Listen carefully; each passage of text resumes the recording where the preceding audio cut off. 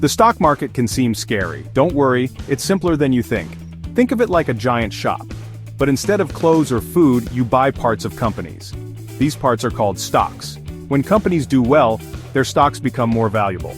You can buy and sell stocks. This is called trading. Many people trade stocks to make money, but it's important to remember, you can lose money too. That's why we're here to help you learn the basics.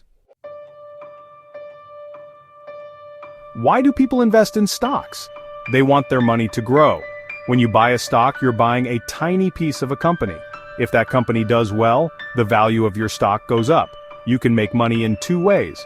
First, if the stock price goes up, you can sell it for a profit.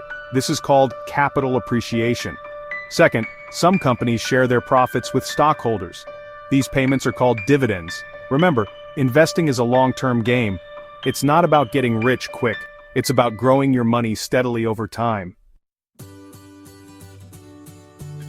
Ready to start? First, you need to open a brokerage account. This is like a bank account for your stocks.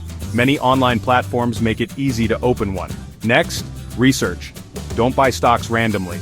Look for companies you understand and believe in. Read about their financials and what they do. Don't put all your eggs in one basket. Spread your money across different stocks and industries. This is called diversification. It helps reduce risk. Finally, keep learning and stay informed.